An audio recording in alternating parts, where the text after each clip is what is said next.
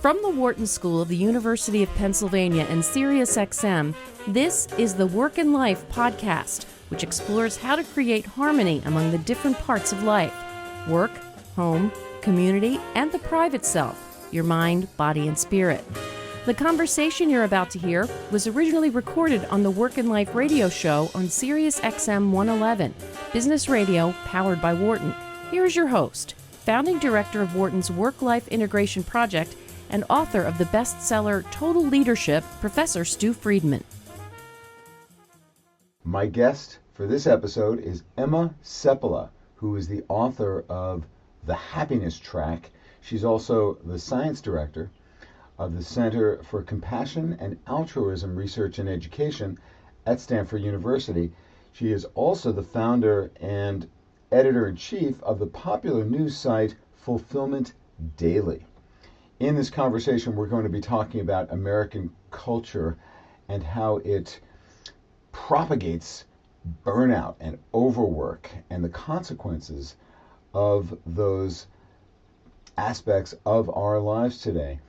Misconceptions about success, how to cultivate internal resiliency, and a lifestyle that nurtures creativity, and the importance in all that of compassion for yourself. So now, here is my conversation with Emma Sepala.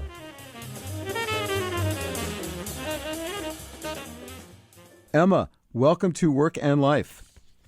Thank you so much. I'm delighted to be here.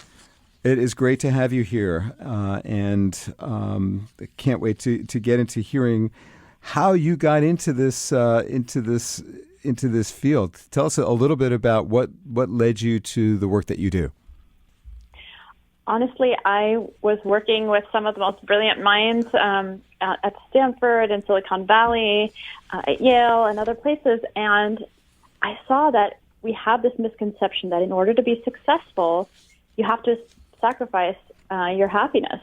Mm-hmm. And the result is that I was seeing a lot of burnout around me. I was seeing people who were successful in some ways, but burnt out in others, or, highly anxious, really stressed, couldn't sleep. And when I looked at the research, the data, I thought we actually have it all wrong. If we take care of ourselves and our own happiness, we're actually, and that of those around us, which in turn makes us happier, that actually makes us more productive, more focused, more present, more charismatic, more creative, you name it, all of the things that we want. And so how did you go about formulating the ideas that you write so powerfully about in the Happiness Track? Well, I took 6 of the myths of success that we have out there and just turned them on their head. For example, we believe that we can't have success without stress. We think we absolutely need that anxiety to push us through deadlines, to make it through the day. And there's no doubt that a little bit of stress can certainly get you through a deadline. But the problem is that we live in overdrive at the moment. We live in a state of constant fight or flight, which we know from research ends up taxing not just our health, physical health, but it actually impairs our attention, our memory, our emotional intelligence, our decision making. So we're actually, by over-caffeinating, over-scheduling ourselves, sleeping too little, etc., actually harming our ability to be at our full potential. Right. The long-held understanding about the U-curve for stress is that some is good because it motivates you, but too much burns you out. Right. People are just overwhelmed in our present day. What have you found to be the most significant stressor in today's work environment that is really harming not only people's health but their productivity?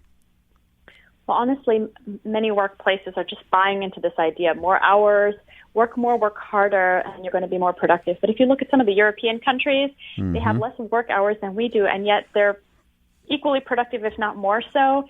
So that equation isn't actually real, and yet everyone buys into it. Everyone's buying into this idea that we have to overwork ourselves in order to be successful. But we're seeing 50% burnout across industries in the U.S. It doesn't matter if you're working for a nonprofit, the medical field, the legal field.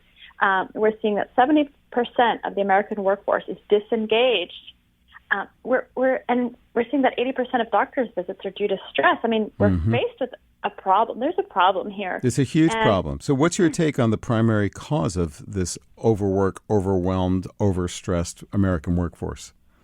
Well, it has a lot to do with our culture. So if you think about it, we are very influenced by the Protestant work ethic and also by an immigrant work ethic. So our ancestors were hardworking people who pulled themselves up by their bootstraps. And in a sense, especially if you come from abroad, it's kind of surprising at first because Americans, you meet them, you say hello, and then what do you say? You say, what do you do? What do you do? It's all about what you're doing. Where I'm from France originally. I have to tell you, that's not what people ask. What do they ask you? More likely to ask, where were you on your last vacation? Is more likely. It's more of greater interest. Who are you having dinner with? Exactly.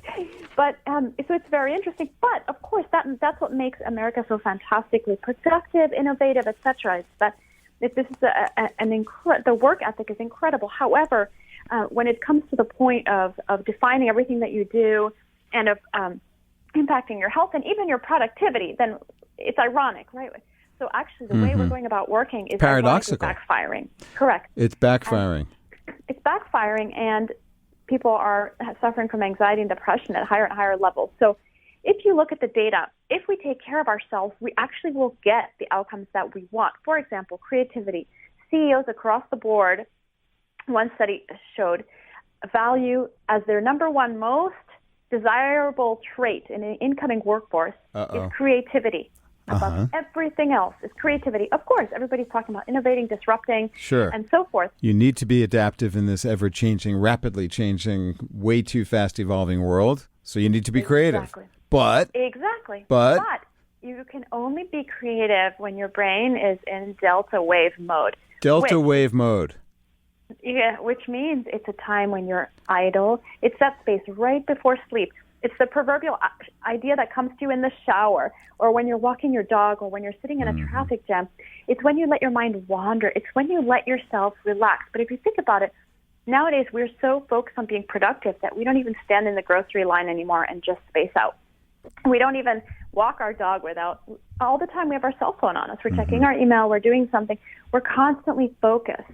Even in our supposed idle time, we're on Facebook, we're focusing on something. We're actually eliminating those moments in our life where we could come up with our most genius ideas. But it's not just that, it's that we also don't take time off. So if you ask, and most Americans, 91% check their email when they're on vacation. So, and 75% of Americans don't take all of their vacation days. And even of those who take their vacation days, they're checking their email. So, well, I don't want to be seen as a slacker. Exactly. But coming from France, I have to tell you, here it's a shockingly little vacation. I mean, to think that you only need 10 days to recuperate from an entire year of work is quite shocking to someone coming from France, where, of course, vacation is all the time. But on the other hand, the fact that Americans don't feel comfortable actually taking those 10 days is, again, a sign. And then when they're taking them, are they on their phone? Are they? The idea of unplugging, it just doesn't happen. So as a consequence, we're actually depriving ourselves of our utmost ability to be creative, for example. And there are other consequences as well that I know that you are keen to study and to somehow change, right? What are some of the other important consequences, negative consequences of our culture of overwork that you've observed? Well, one of the myths that we live by is that we have this idea that it's a dog-eat-dog world, sink or swim. That means look out for number one. Elbow people out of the way if you have to. You've just got to reach your goal. So that's the idea. But again, if you look at the research, those people who are more likely to help others and support them actually end up doing well, provided that they don't let people take advantage of them, of course. And I'm sure you're very familiar with this research because it's out of, Adam Grant has really helped propagate it through his fantastic book, Give and Take. And again, what we're seeing is that when you do look out for others, not only do you benefit professionally when you're supportive, when you're kind, but you create a workplace that is positive, the workplace culture that is positive, whether you're a colleague or a leader, a CEO of a company. And it actually benefits your happiness, but tremendously. I would say that looking at the happiness research across the board, and a compassionate, pro-social attitude is the greatest predictor of long-term happiness, but also health and well-being down to the cellular level. You'll have lower inflammation. So again, a myth that's out there, and yet it's been proven wrong. And actually, having positive relationships with other people around you is tremendously beneficial for your happiness as well. Yes, of course, and most of the world's religions promote this idea, right? Mm-hmm. The notion of Correct. karma, the golden rule, whatever you want to call it. We have to be reminded in our religious institutions to know what's been known for millennia.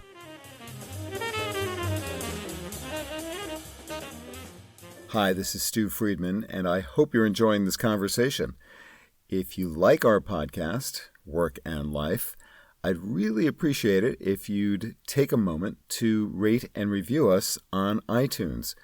We've just recently begun to bring you conversations for free that were previously only available on my SiriusXM radio show, which I started back in 2014, to paid subscribers. So every rate and review helps us to advance our mission to share ideas for action that we hope are helpful to people interested in creating greater harmony among the different parts of life. Thank you, and now let's get back to the show.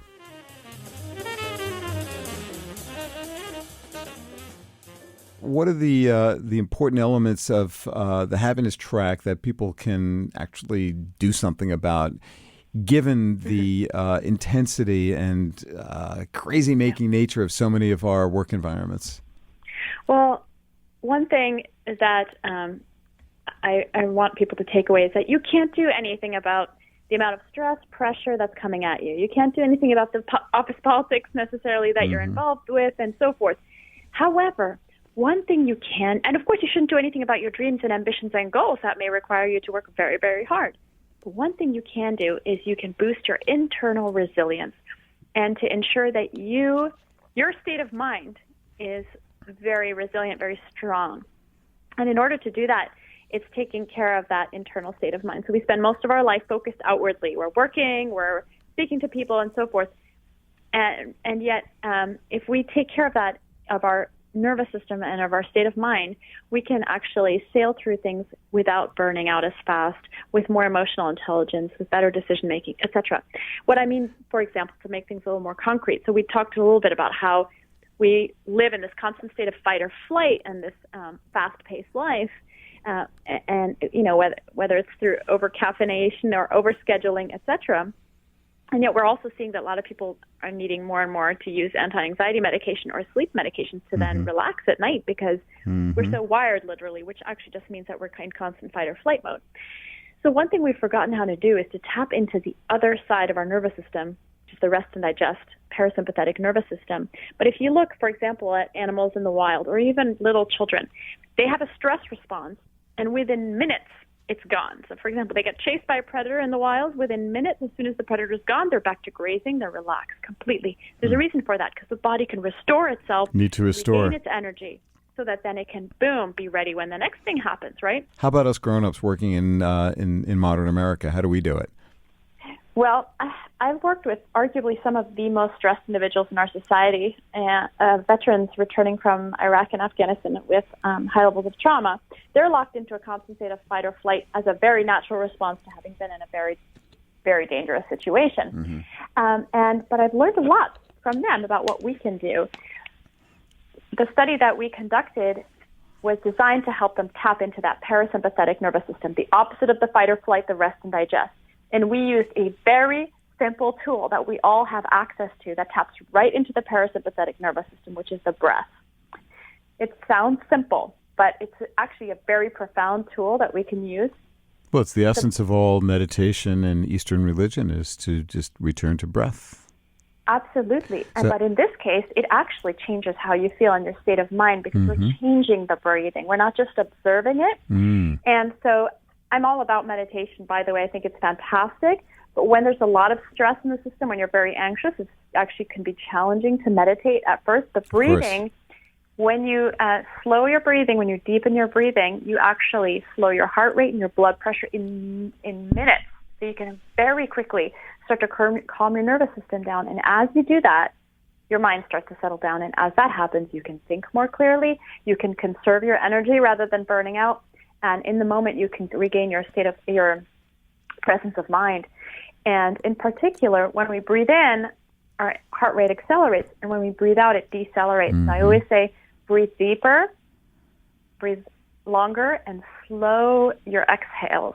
Lengthen your exhales. Mm-hmm. So the longer you exhale, the more you're tapping into that parasympathetic nervous system. You could do this in a board meeting. You can do this in an interview. Mm-hmm. Nobody knows. Yes. It's a very it's invisible. it's a simple tool, but profound. Yeah, profound in that. And with the what kind of impact do you see when people start to practice not just an awareness, but a change in the pace and depth of their breathing? I've gotten a lot of great feedback since writing the book, since writing the happiness track, about people who've implemented it, including my agent, who, believe it or not, he's a fast-paced New Yorker and represents a lot of authors. And he said, ever since reading your book, I've been doing the exercise that I talk about in the book, 15 minutes a day. And he's like, I can't believe how much better I feel. So I was very surprised because he had absolutely no reason to, try it, and he did. And but I practice breathing now every single day, for years, especially after seeing what happened with the veterans. I said, if it can help them, it can certainly help the rest of us, and I wanted to share that. And of course, meditation is another fantastic way to do that, and it's very complementary. So how does one start? With the breathing practice? Yeah. Yeah. So actually, even if you just sit wherever you're sitting and you can have your eyes closed and relax, you can breathe in for a count of 4, hold for a count of 4, and then breathe out for a count of 8. So you're kind of creating that long exhale. You can hold for a count of 1 or 2, and then you can do that over again. So kind of 4, breathing in for 4, holding for 4, and then exhale for 8. And then just count it at the pace that feels most comfortable for your body. And you can just start with 5 minutes that you can do in the morning to set up your day. It really doesn't take a lot of time, but also at midday or whenever you're feeling tired, whenever you want to reach for that coffee or whenever you want to. A lot of people think they're taking a break when they're going on Facebook or doing something on the internet. It actually is another focused task that takes energy from you, actually. Much better to stop focusing outwardly, close your eyes, and allow yourself to fuel up just as you would charge your cell phone. Fuel up, that's a good phrase because it really helps in the analogy to, for people to understand that, when you run out of gas, you actually can't move. Absolutely right? correct. So you need to have that fuel. But in the pressures of everyday life, and of course one's mind starts to wander, that's typical, especially when you first start a practice like this. How do you sort of sustain the effort so that you start to develop a real competence at being able to rest and digest? Absolutely. At first, for many people, starting to relax can seem challenging, especially with meditation. It can actually make you feel more anxious. Not that it's making you feel more anxious. It's that it's making you aware of how anxious you are because of constantly being in that fight or flight. And when you first start meditating, for example, you become very aware of your internal state for the first time maybe, and it can be a little alarming. That's why I'd like to start with the breathing. So don't even pay attention to anything except that follow the instructions for the breathing. And then as you do that, you'll start to settle down because your nervous system settles down. And we are such cognitively driven people. We believe everything starts in the brain, that we can change how we think with our thoughts. But again, if you look at the research, it's very difficult to change your thoughts with your thoughts. It's as if you were working with one muscle to try and change that same muscle, if that makes sense. So, for example, if you're a little bit anxious or a little bit angry, maybe you can talk yourself out of it. But think of the day when you're really anxious or really angry. How easy is it for you to talk yourself out of that state? Or even worse, if someone else shows up and is like, hey, calm down. That doesn't help either. And so that's where it's really useful to be able to just tap right into your nervous system itself. And as that starts to settle, you start to settle. Your mind starts to become clearer. So a constant push to do and be focused on tasks that require your full attention is ultimately it may work for a while, but it's not sustainable. Yeah. So well, but the thing is, we have to do it, right? And so what's the best way to set up your day?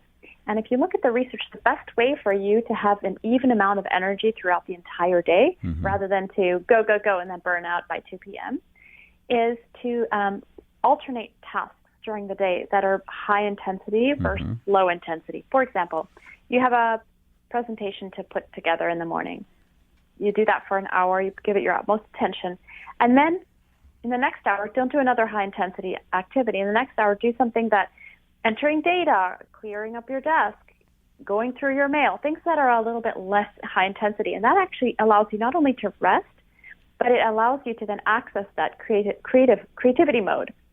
So that when you go back to the presentation or you go to your next intense task, you're sandwiching intense tasks, intensely intellectual, I would say, tasks with a low intellectual task.